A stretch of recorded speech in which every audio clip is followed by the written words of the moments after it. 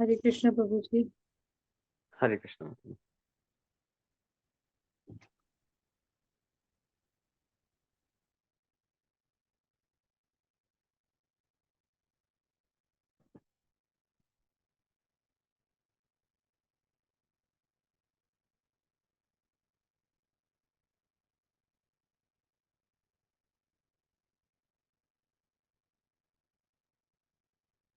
प्रभु जी, मधुरा माता जी ने बोला है कि हम स्टार्ट कर सकते हैं।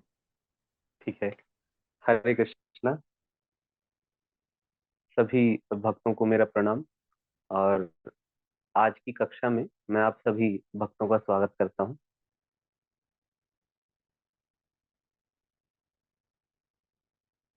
आमतौर पर हम शनिवार को श्रीमद् भगवद गीता की कक्षा करते हैं, किंतु मुझे आज एक विशेष विषय के बारे में बोलने के लिए कहा गया है।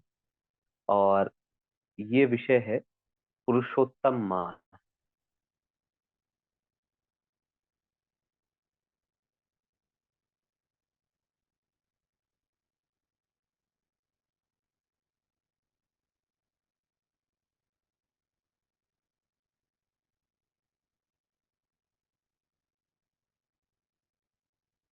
जैसे अंग्रेजी कैलेंडर में जनवरी, फरवरी, मार्च, जनवरी से लेकर दिसंबर तक महीने होते हैं 12। इसी प्रकार से हिंदू कैलेंडर में भी 12 महीने होते हैं, जिसमें से एक महीने को आप सभी जानते हैं, और उस महीने का नाम है कार्तिक मास।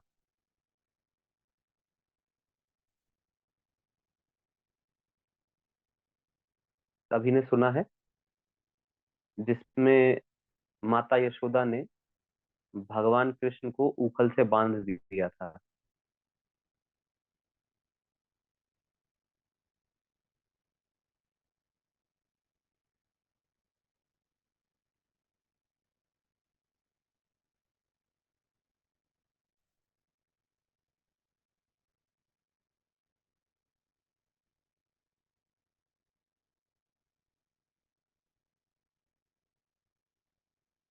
तो इसी प्रकार से जिस महीने के विषय में हम सुनने जा रहे हैं, उसका नाम है पुरुषोत्तम मास।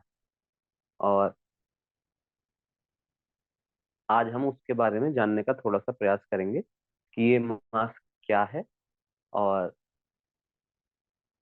ये क्यों महत्वपूर्ण है, और इस मास में क्या क्या कार्य हमको करने चाहिए।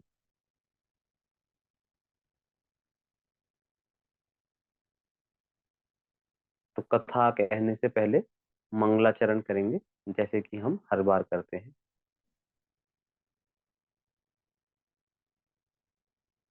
ओम अज्ञानतिमिरान्धस्य ज्ञानाञ्जनशलाकया चक्षुरुन्मीलितं येन तस्मै श्रीगुरुवे नमः। जय श्री कृष्ण चैतन्य प्रभु नित्यानंद, श्री अद्वैत गदाधर श्रीवासादि गौर भक्तवृंद। हरे कृष्णा कृष्ण कृष्ण हरे हरे, हरे राम राम राम हरे हरे। जगत गुरु श्रील प्रभुपाद की जय।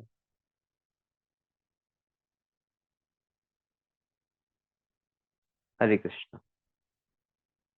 तो जैसा कि मैंने बताया, हिंदू कैलेंडर में भी 12 महीने होते हैं। और ये 12 महीने किस हिसाब से होते हैं, हम सभी जानते हैं कि पृथ्वी सूर्य का चक्कर लगाती है, और वो चक्कर एक साल में पूरा होता है, और उस एक साल को 12 महीनों में विभाजित किया गया है।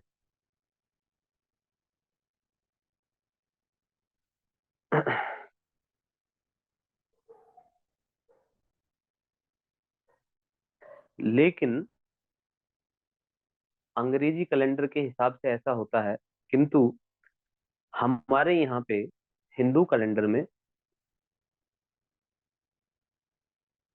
सूर्य और चंद्रमा के दिन अलग अलग काउंट होते हैं। तो पूरा एक साल करने में जो सूर्य के अनुसार 365 दिन लगते हैं और चंद्रमा के अनुसार 354 दिन लगते हैं।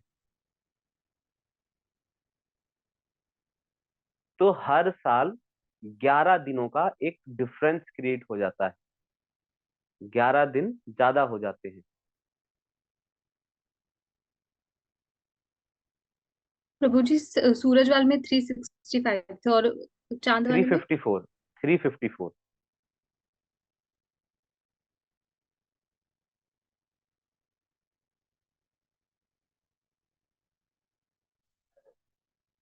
तो 11 दिन का डिफरेंस हर साल आता है, और इस डिफरेंस को पूरा करने के लिए हर 3 साल में ये 33 दिन हो जाते हैं। तो इनको मिला के एक महीना बना दिया गया, जिसको बोला गया अधिक मास।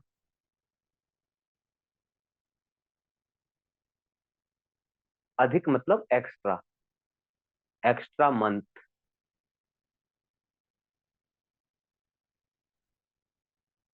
और क्योंकि ये 11 दिनों के बचने से बना था, तो इसको मल मास भी कहा गया। मल का मतलब होता है स्टूल।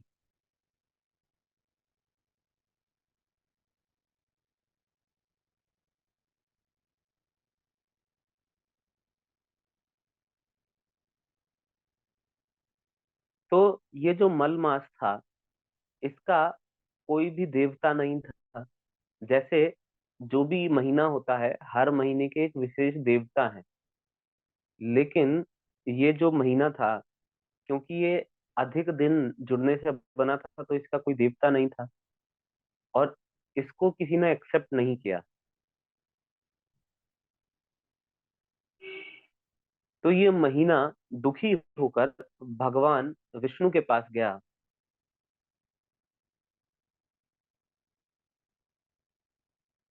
और भगवान विष्णु को कहने लगा कि हे भगवान, मुझे सब मल कह के पुकारते हैं, मुझे मलमास कहते हैं, और इसीलिए कोई भी देवता मुझे एक्सेप्ट नहीं कर रहे हैं।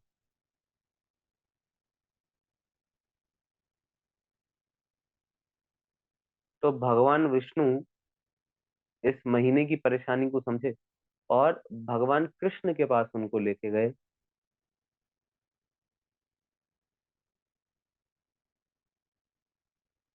और भगवान कृष्ण गोलोक में बैठे थे, और वहां पे भगवान विष्णु ने उन्हें सारी कहानी सुनाई और बताया कि ये जो मास है, इसको कोई भी देवता एक्सेप्ट नहीं कर रहा है, और इसका कोई भी इसको महत्व नहीं दिया जा रहा है, इम्पोर्टेंस नहीं देता है कोई भी इस महीने को। तो भगवान कृष्ण ने बोला कि तुम परेशान मत हो, मैं तुमको एक्सेप्ट करता हूँ, और क्योंकि मेरा एक नाम पुरुषोत्तम है, तो इसीलिए आज से सब तुमको पुरुषोत्तम मास के नाम से जानेंगे।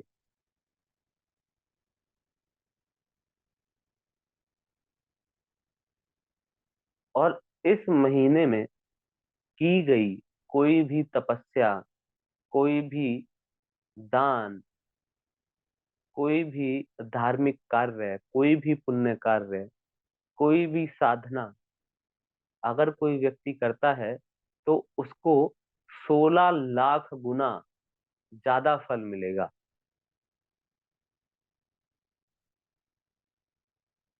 हम इस उदाहरण से इसे समझ सकते हैं कि अगर कोई व्यक्ति इस महीने में 1 रुपया दान दे, किसी ब्राह्मण को, किसी वैष्णव भक्त को 1 रुपया दान दे, तो उसको उतना फल मिलेगा जितना कि किसी आम महीने में 16 लाख रुपए देने पे मिलता।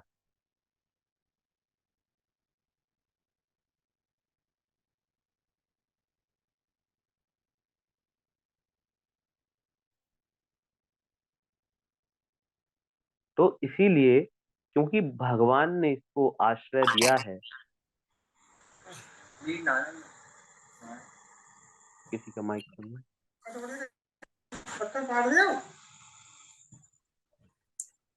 मेरा हाथ में ना ये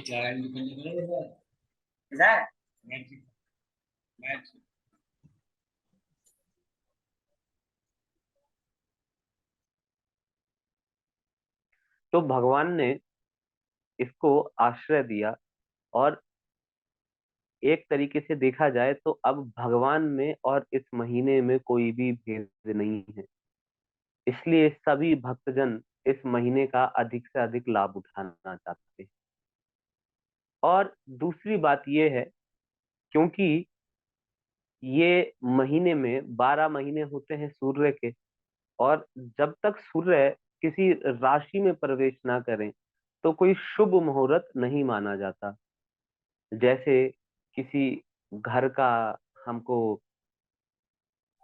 उद्घाटन करना है या गृह प्रवेश करना है, कोई बिजनेस हम करना चाहते हैं उसका उद्घाटन करना है, किसी भी प्रकार का कोई मंगल कार्य करना है, तो जो पंडित होते हैं, ज्योतिष आचार्य होते हैं, वो देखते हैं कि सूर्य किस स्थिति में है, और सूर्य के अनुसार ही एक शुभ मुहूर्त निकाला जाता है। लेकिन इस महीने में, अधिक मास में, सूर्य किसी भी राशि में नहीं होते, क्योंकि वो तो 12 महीने में होते हैं, और ये चंद्रमा का समय है जो 11 दिन रह गए थे। तो इसीलिए इन दिनों में, इस महीने में कोई भी शुभ कार्य नहीं किए जाते। जैसे विवाह नहीं किया जा सकता, गृह प्रवेश नहीं किया जा सकता, और जनेऊ संस्कार नहीं किया जा सकता, जिसमें जनेऊ मिलता है, वो संस्कार इसमें नहीं किया जा सकता। तो जितने भी प्रकार के शुभ कार्य होते हैं वो इसमें नहीं किए जाते। तो इसीलिए एक तरह से देखा जाए तो ये भक्ति के लिए और भी अच्छा है। आपको कहीं शादी में नहीं जाना होगा, कोई गृह प्रवेश नहीं करेगा तो किसी के गृह प्रवेश में नहीं जाना होगा, तो किसी भी प्रकार का मंगल कार्य कोई व्यक्ति नहीं करता, तो हमें भक्ति करने का और इसमें एक्स्ट्रा टाइम मिल जाता है। और ऐसा भी इस महीने के लिए कहा जाता है, कोई व्यक्ति जो 3 साल में भगवान के नाम का अच्छे से जप ना कर पाया हो, भगवान की कथा श्रवण ना कर पाया हो, भगवत गीता इत्यादि ग्रंथों का पाठन नहीं कर पाया हो, उनका श्रवण नहीं कर पाया हो, तो इस महीने में उसको अवश्य ये करना चाहिए। क्योंकि जितना वो 3 सालों में हर महीने भगवान के नाम का जप करके या भगवान के बारे में सुन के जो सुकृति वो प्राप्त करता, इस महीने में अगर वो ऐसा करता है तो उससे कई गुना ज्यादा सुकृति इस महीने में उसको प्राप्त हो सकती है। तो इसीलिए हमको क्या करना चाहिए, ये बहुत महत्वपूर्ण है, क्योंकि ऐसा ऑफर कभी कभी मिलता है भगवान की तरफ से, ये हमारे लिए छूट है। हम मॉल में जाते हैं तो वहां शोरूम के बाहर लिखा होता है independence day sale, 50% off, 60% off, है ना, buy one get one free. लेकिन यहाँ पे क्या ऑफर है? यहाँ ऑफर है buy one get 16 lakh free. तो अगर आप भगवान के नाम के जप की एक माला करते हैं तो उसका आपको 16 लाख गुना ज्यादा फल मिलेगा। अगर कोई उपवास आप इस महीने में पालन करते हैं तो उसका भी 16 लाख गुना ज्यादा आपको फल मिलेगा। और इस महीने में ऐसा भी कहा गया है कि अगर किसी पवित्र नदी में स्नान कर लिया जाए इस महीने में, तो अवश्य ही हमको मोक्ष की प्राप्ति हो जाएगी।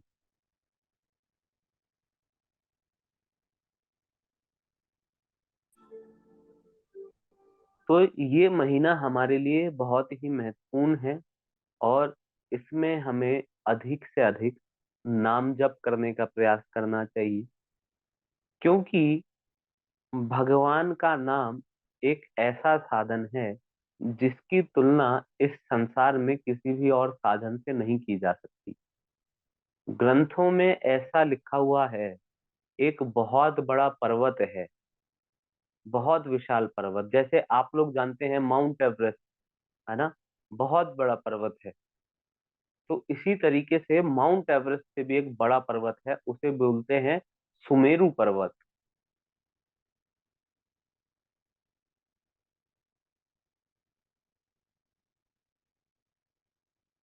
वो इस पृथ्वी पे नहीं है तो इसलिए हमें दिखाई नहीं पड़ता, नहीं तो वो बहुत बड़ा पर्वत है, तो उसे सुमेरु पर्वत कहा जाता है।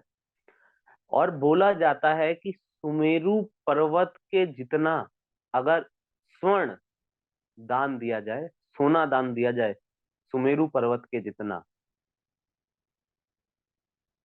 और 1 करोड़ या उससे भी ज्यादा गायों को पूरा अच्छे से विधि विधान के साथ उनके सींगों को सोने से सजा के, उन्हें सोने के आभूषण पहना के, और तब ब्राह्मणों को दान में दी जाए, और अनेकों अनेकों यज्ञ किए जाएं, तपस्या किए जाएं, अगर उन सबके फल को भी मिला दिया जाए तो वो भगवान के एक नाम की तुलना भी नहीं कर सकते।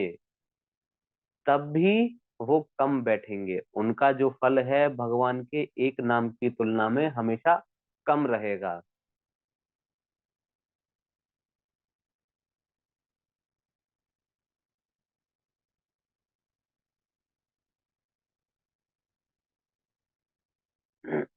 जब सुखदेव गोस्वामी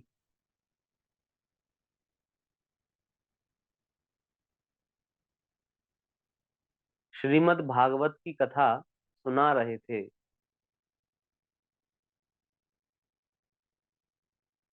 तो उसमें कलयुग का वर्णन करने लगे और अनेक अनेक बातें बताई कलयुग का वर्णन करते हुए, और बताया कि कलयुग में लोग कैसे होंगे। तो सबसे पहली बात तो बताई गई कि कलयुग के जो लोग होंगे उनकी उम्र बहुत कम होगी।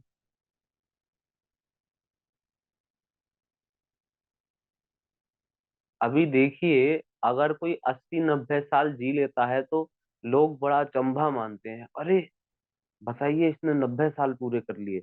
और गलती से अगर कोई 100 साल पूरे कर ले तो उसका तो टीवी न्यूज में नाम आ जाता है कि देखिए इस शहर में भारत के यहाँ पे एक माता जी हैं या फिर कोई पुरुष है जिनकी इतनी आयु हो गई, तो लोग बड़ा अचंभा मानते हैं। नहीं तो देखा जाता है 60 वर्ष 70 वर्ष की आयु में आजकल सब स्वर्ग सिधार जाते हैं। तो इसीलिए उन्होंने बताया कि कलयुग के जो मनुष्य होंगे सबसे पहले तो उनकी आयु कम होगी, और दूसरा, आयु कम हो चलो कोई बात नहीं, जितनी आयु है उसमें भगवान का साधन कर ले, तपस्या इत्यादि करे और भगवान को प्राप्त कर ले। तो बोलते हैं इतना ही नहीं है, ये जो कलयुग के लोग हैं ये बहुत आलसी भी हैं। अब हम किसी को बोलते हैं कि देखो भगवान का नाम जपना चाहिए, तो जिसको बोलते हैं हर कोई बोलता है अरे प्रभु जी इतना समय हमारे पास नहीं है ना, ये तो आप लोगों के काम है, बड़े बूढ़ों के काम है, हमारे पास इतना कहाँ समय है कि हम भगवान का नाम ले सकें। उससे पूछो अच्छा ऐसा क्या करते हैं आप, तो बताएगा देखिए रात को 12 बजे सोते हैं और सुबह लगभग 10 से 12 बजे के बीच में उठते हैं। तो इतना तो देखिए शरीर को आराम चाहिए ही। और वो भी अगर पूरा ना पड़े तो कभी कभी तो दोपहर में भी सो जाते हैं। 10 बजे उठेंगे, खाना वाना खाएंगे, कुछ काम करेंगे, फिर आलस आ जाएगा, फिर दोपहर में 2-3 बजे दोबारा से सो जाएंगे। तो इसलिए प्रभु जी समय ही नहीं मिलता है, भगवान के नाम का जप कैसे करें। तो इसीलिए बोला उन्होंने कि ये जो कलयुग के लोग हैं ना ही इनकी कम उम्र है, कम उम्र होने के साथ साथ ये अत्यंत आलसी भी हैं। अब उन्होंने बोला कोई बात नहीं, हार्ड वर्क नहीं करेंगे तो कम से कम स्मार्ट वर्क तो करेंगे, तो बोले ना, इनकी जो मति है, जो बुद्धि है, वो भी बहुत ही बेकार है। इनकी बुद्धि इतनी भी नहीं है कि ये उस बुद्धि का उपयोग करके कैसे करके भगवान का साधन कर लें, इस बात को समझ सकें कि ये मनुष्य जीवन बहुत मुश्किल से मिलता है। कई योनियां भटकने के बाद, इतने धक्के खाने के बाद, कितनी माँ के गर्भ में जाने के बाद ये मनुष्य जन्म इनको मिला है। और उसमें भी जब सत्संग का मौका आता है तो ये उसमें बुद्धि नहीं लगाते।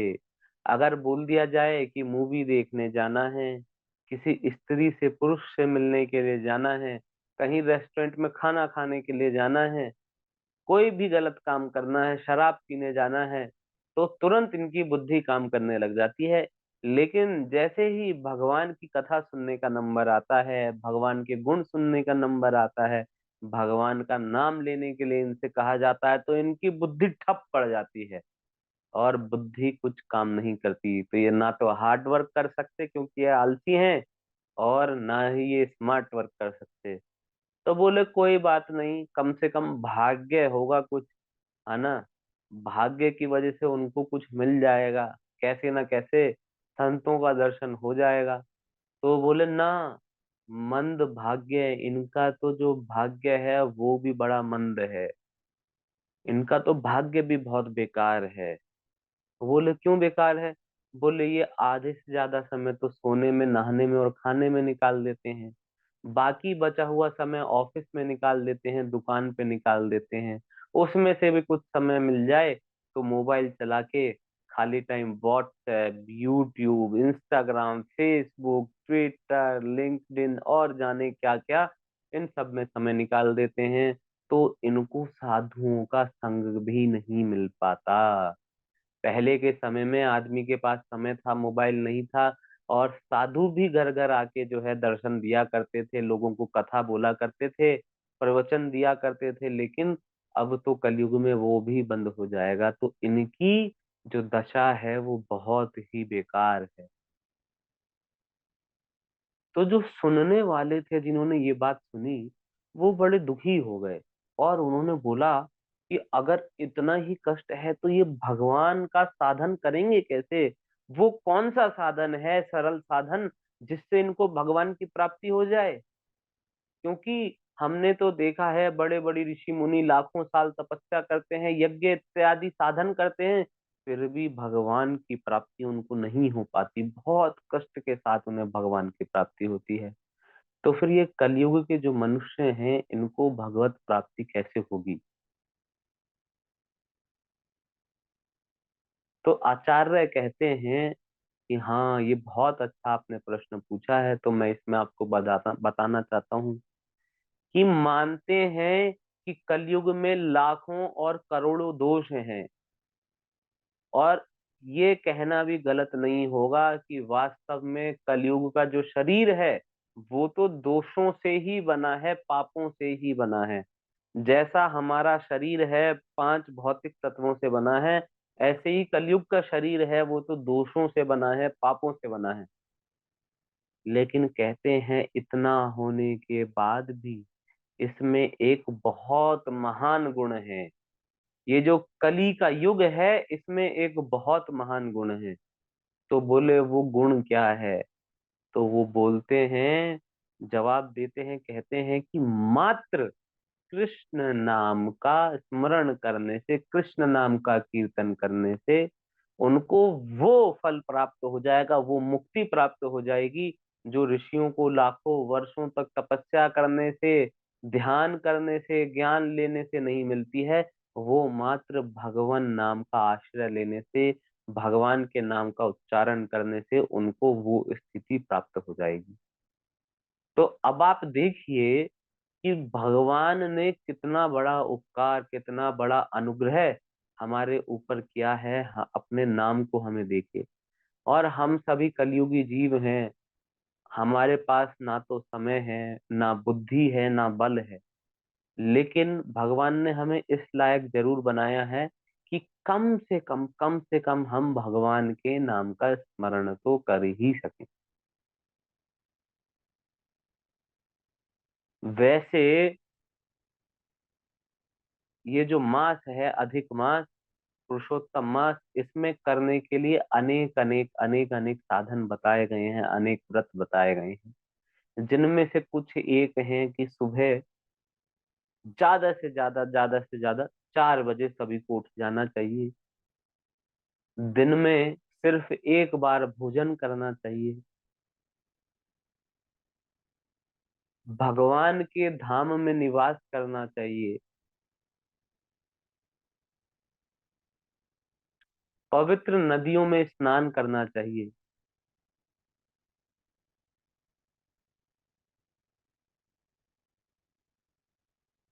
भगवान कृष्ण को प्रतिदिन दीपक दिखाना चाहिए। जमीन पर सोना चाहिए।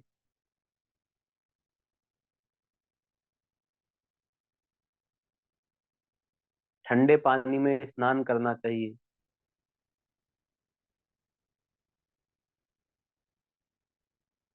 तो इस प्रकार से अन्य अन्य चीजें बताई गई हैं। जितना अधिक से अधिक हो सके दान करें, तपस्या करें, और ये जो मैंने चीजें बताई हैं ये करें।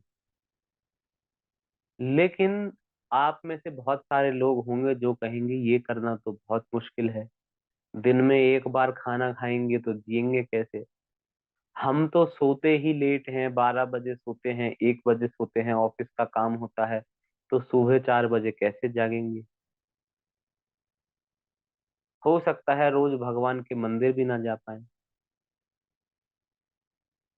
हो सकता है जमीन पे सोए तो किसी की कमर में दर्द हो जाए और कई दिनों तक रात को नींद ही ना आए। लेकिन एक कार्य तो हम सभी कर सकते हैं, वो है भगवान के नाम का अधिक से अधिक जप करना। ये सबसे सरल साधन है।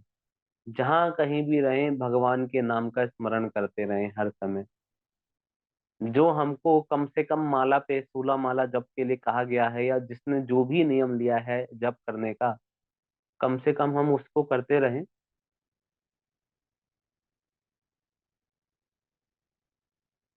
और अधिक से अधिक जैसे भी हो सकता है, बिना माला के, माला के, हम भगवान के नाम का स्मरण करते रहें, करते रहें और करते रहें।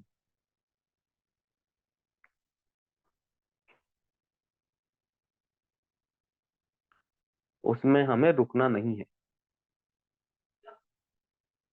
1 मिनट माता जी, 1 मिनट।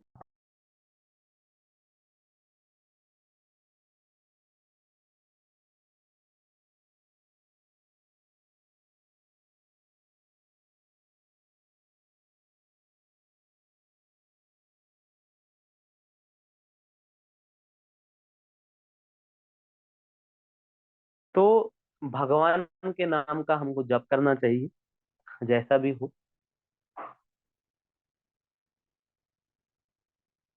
और दूसरा कार्य हम जो कर सकते हैं, श्रीमद् भगवत गीता प्रतिदिन कम से कम एक श्लोक हम पढ़ें। अगर ज्यादा पढ़ सकते हैं तो बहुत अच्छी बात है, लेकिन कम से कम एक श्लोक जरूर हम पढ़ें। और इतने सारे रिकॉर्डेड लेक्चर्स अब यूट्यूब पे हमारे पास हैं, बीडीसी चैनल पे। तो वहां से रोज एक लेक्चर आप सुन सकते हैं, चाहे रिपीट कर करके उसी लेक्चर को सुनते रहें और लेक्चर्स को सुनते रहें, लेकिन सुने जरूर।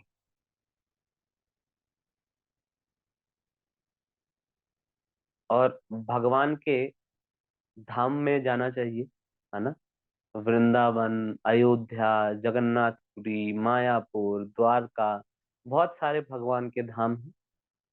और नहीं तो प्रभुपाद जी ने इतनी हम पे कृपा की है कि लगभग सभी शहरों के आसपास प्रभुपाद जी ने इस्कॉन मंदिर खोले हैं, और वो किसी वृंदावन से कम नहीं है। तो अगर कोई प्रतिदिन जा सकता है तो प्रतिदिन जाए भगवान का दर्शन करने के लिए, नहीं तो हफ्ते में एक बार जाए।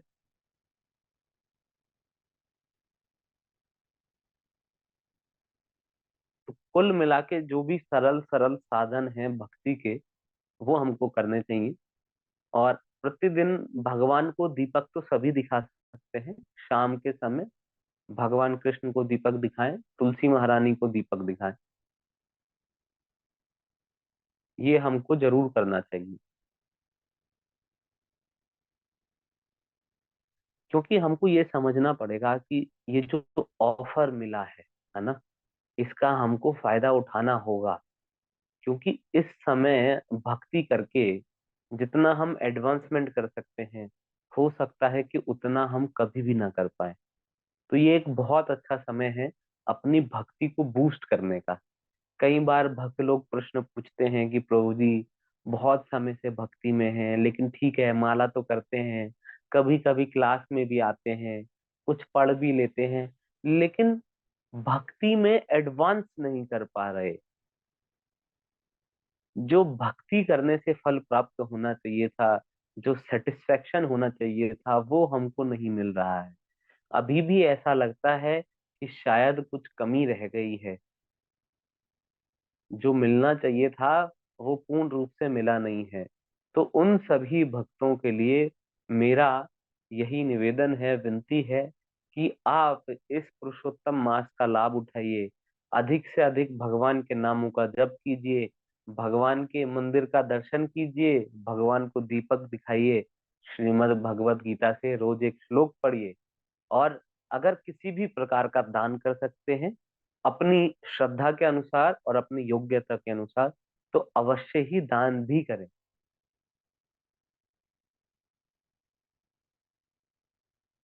और खासकर आप सभी गृहस्थ भक्त हैं, तो उनको तो अवश्य ही दान करना चाहिए। किसी ब्राह्मण को दान कर सकते हैं, किसी भक्त को दान कर सकते हैं, इस्कॉन मंदिर में दान कर सकते हैं, बीडीसी में दान कर सकते हैं। देखिए अभी हम बीडीसी को जो है इतने सारे प्रोग्राम चला रहे हैं बीडीसी की तरफ से, इंटरप्रेटर का खर्चा होता है, वीडियो एडिटर का खर्चा होता है, तो उसमें कुछ योगदान दे सकते हैं। आप ऐसा मत सोचिएगा कि मुझे ये किसी ने कहने के लिए कहा है, लेकिन मैं इन सब चीजों को देख रहा हूँ और ये आपके पास एक सुनहरा मौका है जिसमें आप अपने धन से भी कोई सेवा कर सकते हैं। तो वो भी हमको आगे आके करना चाहिए, उसका हमको अधिक से अधिक फल मिलेगा। अब आप देखिए, हम देखते हैं जो बड़े बड़े बिजनेसमैन लोग होते हैं वो खुद तो भक्ति नहीं कर पाते, लेकिन वो अपना धन देते हैं, है ना, मंदिर में धन देते हैं जिससे मंदिर सुचारू रूप से चलता रहे, अनेकानेक भक्तों को प्रसाद मिल सके, अनेकानेक भक्त भगवान के अर्चा विग्रहों का दर्शन कर सके, इसलिए वो धन देते हैं। तो आप सोचिए उनके धन देने के कारण लाखों लाखों भक्तों को फायदा प्राप्त होता है। और उन सबको जो फायदा प्राप्त हो रहा है, तो उसकी कृपा अपने आप उस व्यक्ति पे अवश्य जाती है जिसने दान दिया होता है। तो इसी प्रकार से हमें भी क्या करना चाहिए, प्रयास करना चाहिए कि हम दान दें। और दान देने के लिए आप लोग बिल्कुल स्वतंत्र हैं। ऐसा नहीं सोचिए कि क्योंकि हम इस्कॉन से जुड़े हैं तो इसलिए हम इस्कॉन को ही दान देंगे, या हम बीडीसी से जुड़े हैं तो बीडीसी को ही दान देंगे। लेकिन अगर आपको ऐसा भी लगता है कि नहीं, किसी और जगह ज्यादा आवश्यकता है ना, आपके परिवार में कोई व्यक्ति हो सकता है, आस आस पड़ोस में कोई व्यक्ति ऐसा हो सकता है जिसको आवश्यकता हो, तो उसकी भी आप किसी प्रकार से अगर सहायता कर सकते हैं तो आपको सहायता करनी चाहिए। उससे भी भगवान बहुत प्रसन्न होंगे।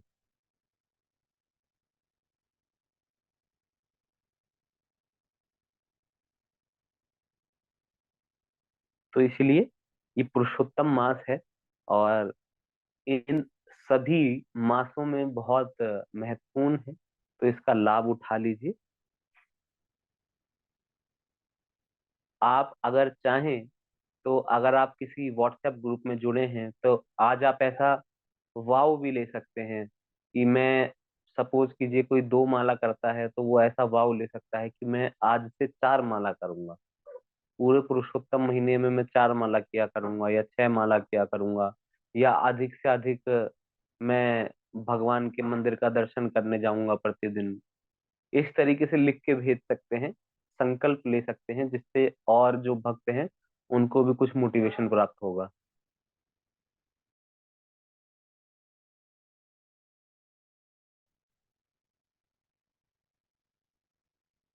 ठीक है। हरे कृष्णा। इतना ही मैं कहना चाहूंगा। किसी का कोई प्रश्न है, कुछ कमेंट है तो आप प्लीज कह सकते हैं।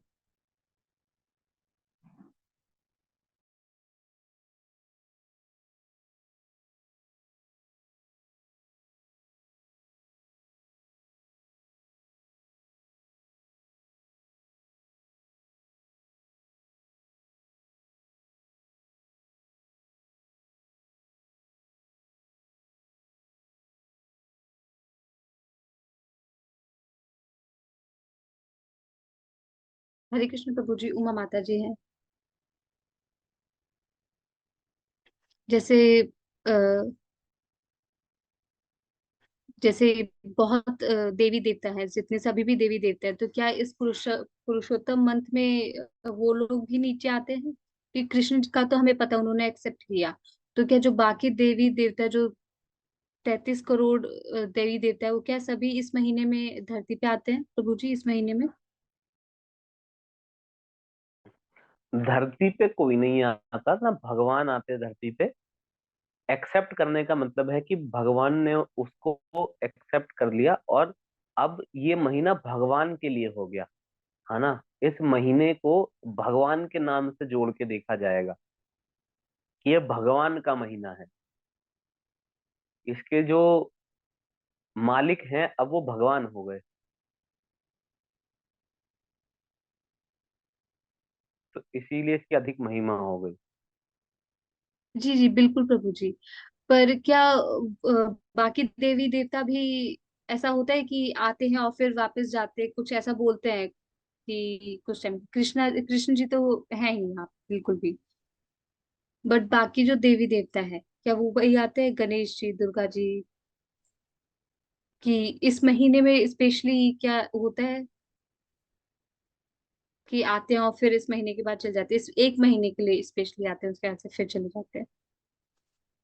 मैं एक्चुअली माता जी का प्रश्न बहुत ज्यादा समझ नहीं पा रहा हूँ, तो लेकिन जितना मुझे पता है, इस महीने में सारे देवी देवता भगवान विष्णु की पूजा करते हैं। वो खुद भी जो अच्छा। है ज्यादा से ज्यादा भगवान की पूजा करते हैं और नाम लेते हैं।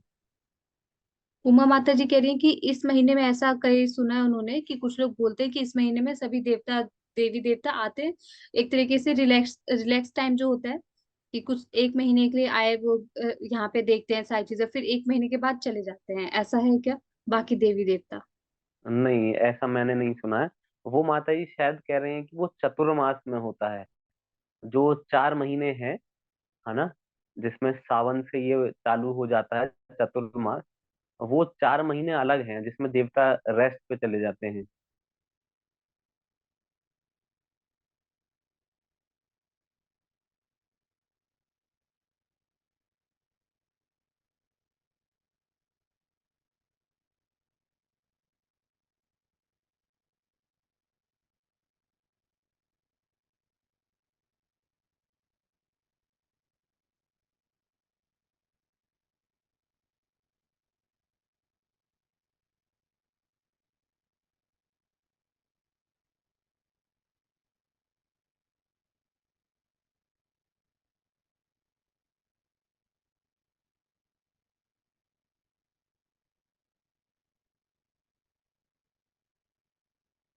जी एक और क्वेश्चन भी पूछती है वो।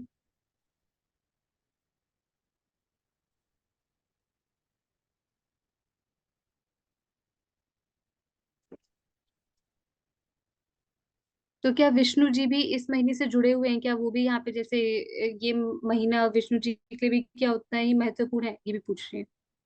हाँ, अगर भगवान कृष्ण ने इसको जो है दिया है, तो अपने आप ही भगवान राम, भगवान विष्णु, भगवान नरसिंह सबके लिए हो गया ना ये।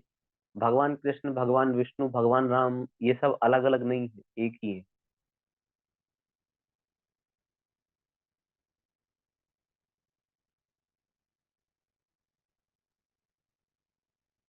हरे कृष्ण प्रभु जी।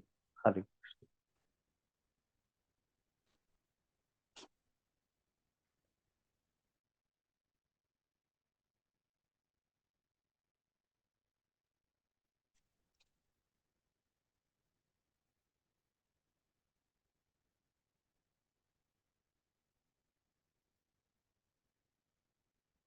हरे कृष्ण प्रभु जी। अर्पिता माता जी हैं।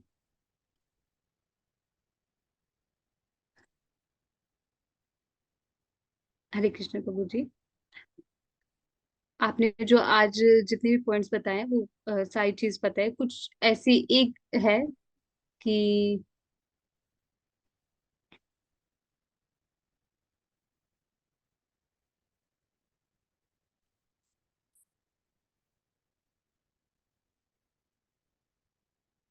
तो ये अपने परिवार का कह रही है कि जैसे कि कुछ करते नहीं है, कुछ ज्यादा टाइम यही होता है कि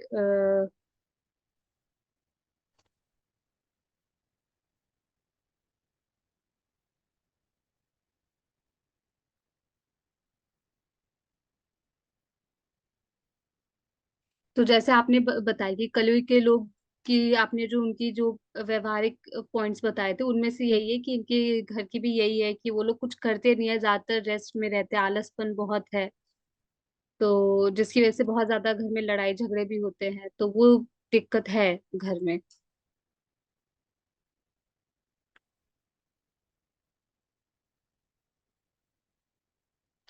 तो अगर वो करना भी चाहते हैं फिर वो आसपास की पड़ोस की बातें सुन के ऐसा लगता है कि ना वो नहीं करे, तो वो आलसपना बहुत ज्यादा है। तो ये सोचे कि आज ही इन्होंने ये जाना है तो आज से बिल्कुल ये करना स्टार्ट करेंगी इस महीने में कुछ ना कुछ। घर वालों के लिए भगवान से प्रार्थना करनी चाहिए, और सभी के लिए, ना कि घर वालों के लिए, पड़ोसियों के लिए, विश्व के लिए, जगत के हर प्राणी के लिए। भक्तों का यही काम होता है कि वो अपने लिए भी भगवान से प्रार्थना करें और सबके लिए भगवान से प्रार्थना करें कि भगवान सबको सद्बुद्धि दें, और उनको जो करना चाहिए वो उनके हृदय में इंस्पायर करें भगवान, कि वैसा ही वो व्यक्ति करे। भगवान चाहें तो सबको सद्बुद्धि दे सकते हैं, लेकिन व्यक्ति अपने आप को मांगता नहीं है। तो इसलिए कम से कम भक्तों के ऊपर ये जिम्मेदारी है, वो दूसरों के लिए भगवान से प्रार्थना करें कि भगवान उनको सही रास्ता दिखाएं। जब आप दूसरों के लिए प्रार्थना करेंगे तो भगवान अवश्य ही आपकी सुनेंगे।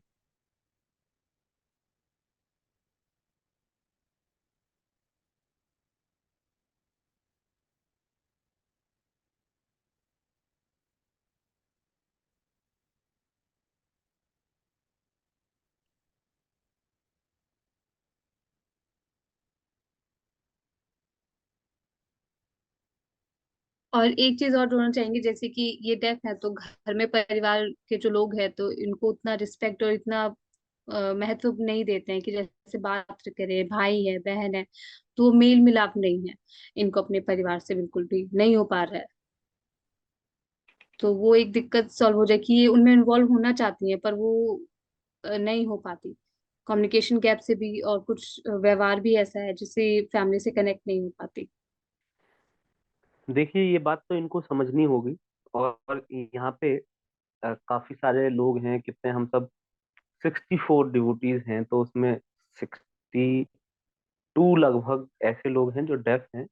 और मुझे लगता है सभी को इस स्थिति का सामना करना पड़ता है ना। तो ये बहुत कॉमन है।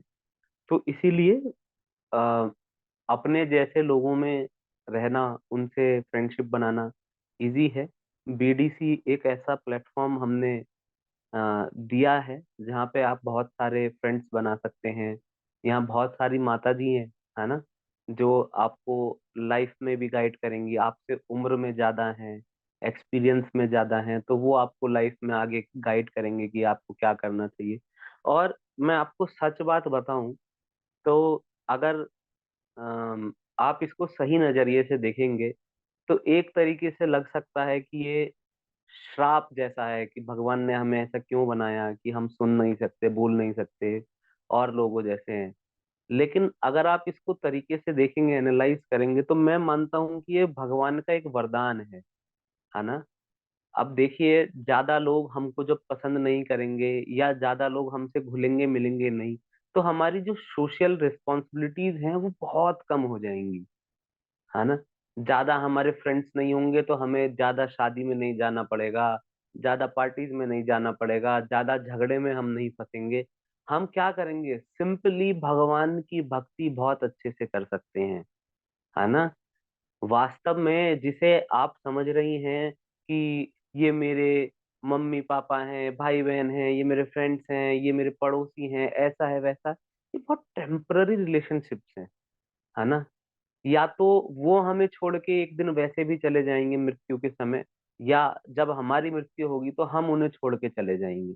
लेकिन जो भगवान कृष्ण के साथ हमारा संबंध है, वो एक शाश्वत संबंध है। और हमें एक मौका मिला है जिसके अंदर हम भगवान से अपना संबंध वापस जोड़ सकते हैं। और अगर वो संबंध पुनः स्थापित हो गया तो आपको इस भौतिक संसार में कभी नहीं आना होगा। ना आपका जन्म होगा, ना आपकी मृत्यु होगी, ना आपको बुढ़ापा आएगा, ना आपको बीमारियां होंगी, ना किसी प्रकार का कोई कलेश होगा। और भगवान के धाम में आप चले जाएंगे, भगवान के साथ रहेंगे। वहां किसी प्रकार का कोई भी कलेश, कोई भी दुख दर्द कुछ भी नहीं है। जो आप चाहेंगे वही आपको वहां पे प्राप्त होगा। तो इसलिए मैं यही कहूंगा कि ये तो एक वरदान है, इसको उपयोग कीजिए। लोग आपसे कम बात करते हैं, बहुत अच्छी बात है। ज्यादा से ज्यादा भगवान के नाम का आप जप कर सकती हैं, ज्यादा से ज्यादा भगवान को जानने का प्रयास कर सकती हैं। कितनी अच्छी बात है ये।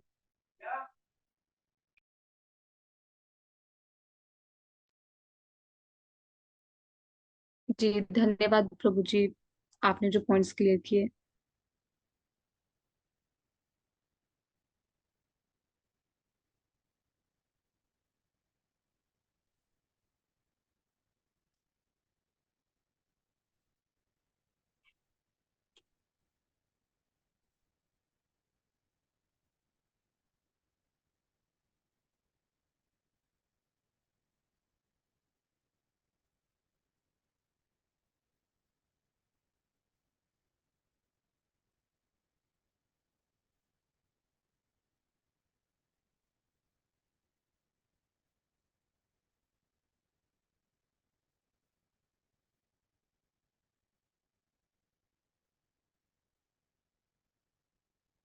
हरे कृष्ण प्रभु जी। भूमिका माता जी हैं।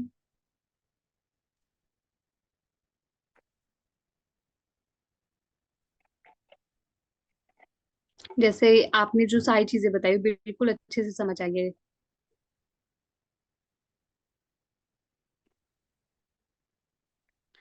जैसे इनका बेटा है तो उनको काफी चीज समझाते हैं कि अरे टाइम पे नहाया करो, ये काम करो, आलसीपना छोड़ो। बट इनका बेटा यही है कि फोन पे ही 24 घंटे लगे रहते हैं। इनको समझाने में मुश्किल है। चलो ठीक है, फिर कैसे इस चीज को मतलब वो करे, बच्चों को कैसे समझाए कि ये सही है, ये गलत होना है, ये करना चाहिए। वो वही है कि आलसपना दिखाते हैं, इंस्टाग्राम और ये सब चीजें बहुत ज्यादा यूज करते हैं घर पे ही बैठ के। तो इसका कुछ सोल्यूशन है प्रभु जी? फोन पे ज्यादा लगे रहते हैं। इसका सॉल्यूशन ये है कि अगर आपके घर के आसपास कोई इस्कॉन मंदिर है तो वहां पे यूथ फोरम होते हैं, और वहां आप उनको कनेक्ट कर सकती हैं। हर संडे को क्लासेस होती हैं, तो थोड़ा बच्चा वहां जाएगा, कुछ नॉलेज लेगा, तो उसमें थोड़ा सुधरता है। लेकिन अगर ऐसा नहीं है तो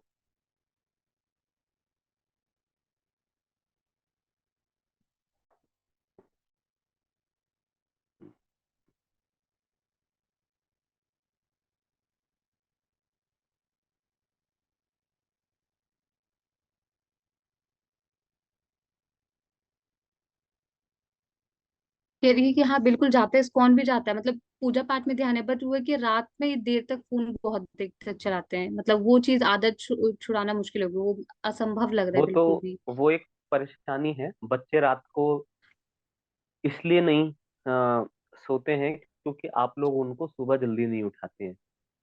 और असल में हम लोग सोचते हैं कि बच्चों में कमी है, लेकिन मुझे कभी कभी लगता है कि माता पिता में सबसे बड़ी कमी है। जब वो छोटा होता है तो उसकी हर जिद हम पूरी कर देते हैं, है ना।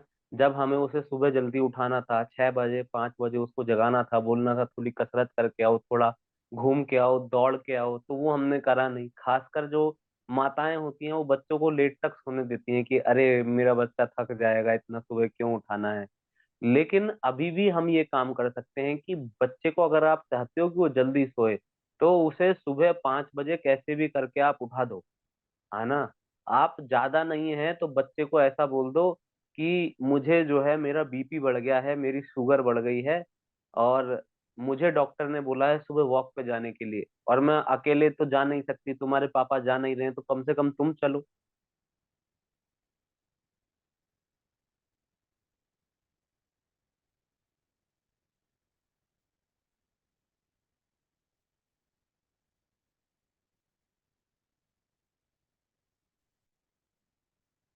प्रभु जी शायद उनके कोई नेटवर्क इशू, देख नहीं पा रही हूँ मेरे को।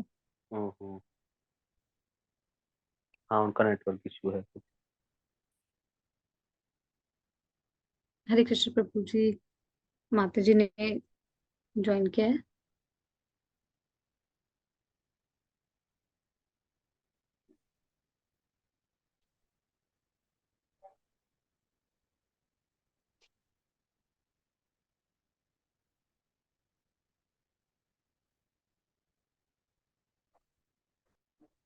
आपने जो पुरुषोत्तम मास के बारे में बताया सारी चीज समझ आएगी, बस एक चीज नहीं समझ आई है कुछ।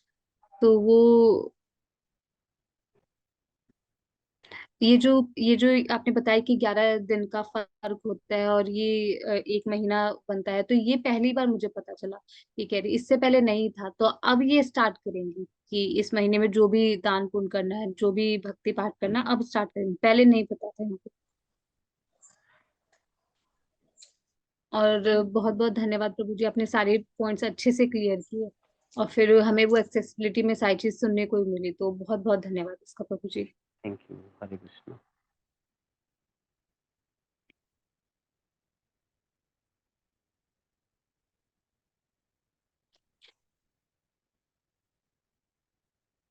तो ऐसा है कि 15 सितंबर को, अच्छा,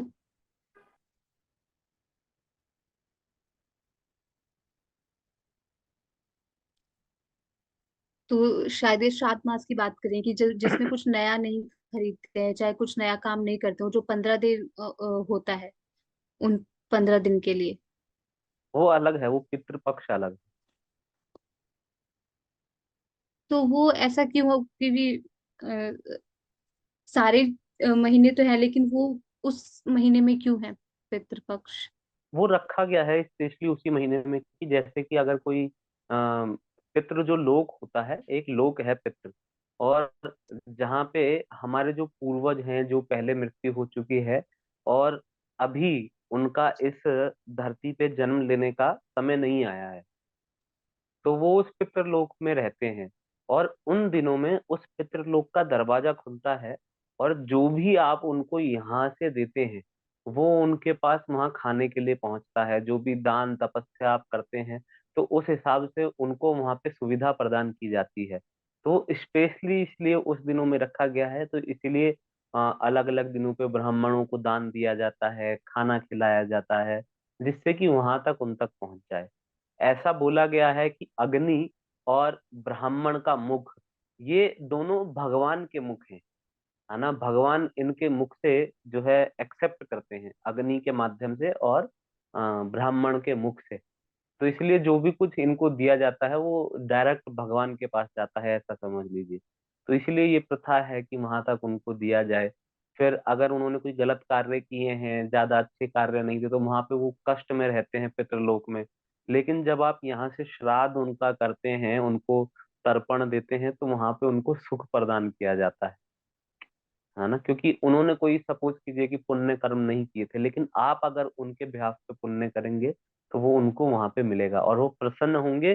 तो उनके पास शक्तियां भी होती हैं, वो वहां से आपको अच्छा रख सकते हैं। आपके ऊपर कोई दिक्कत परेशानी है तो उसको भी वो हर लेते हैं।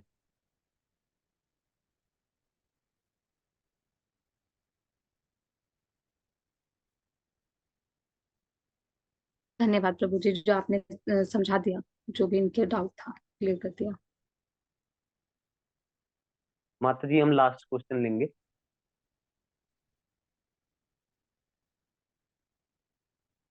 होगी प्रभु जी।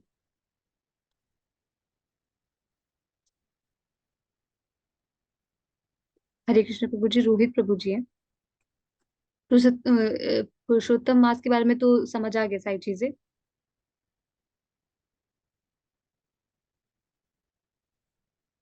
दो इनके प्रश्न हैं।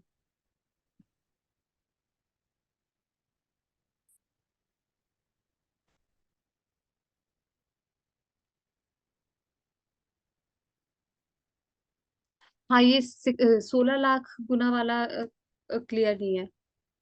बल-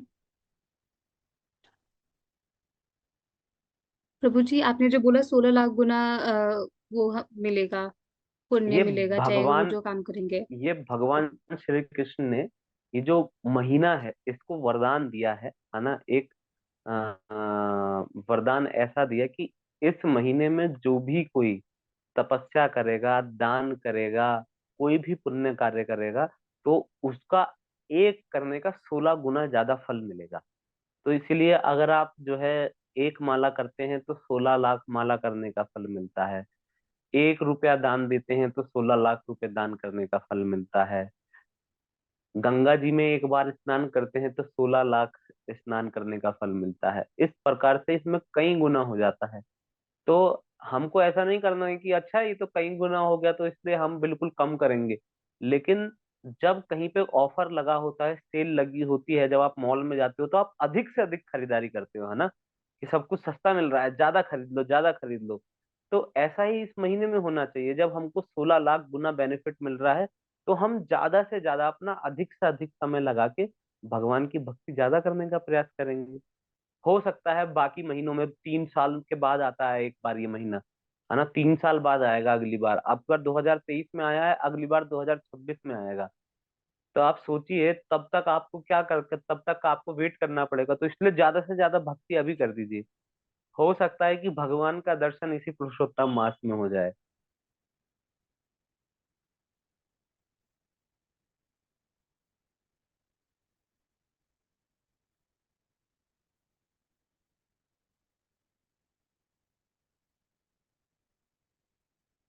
धन्यवाद प्रभु जी, कृष्ण क्लियर हो गया जो डाउट था।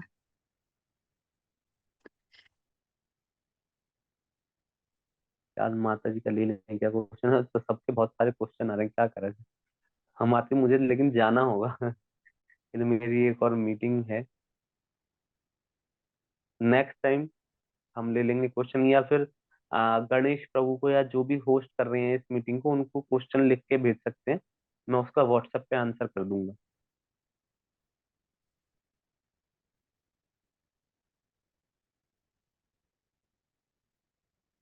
ठीक है प्रभु जी, मधुरा माता जी कह रही है, ठीक है। ठीक है। आप सभी भक्तों का बहुत बहुत धन्यवाद। सभी को हरे कृष्णा। जगत गुरु शिला प्रभुपाद की जय। थैंक यू माता जी। हरे कृष्णा। हरे कृष्ण प्रभु जी।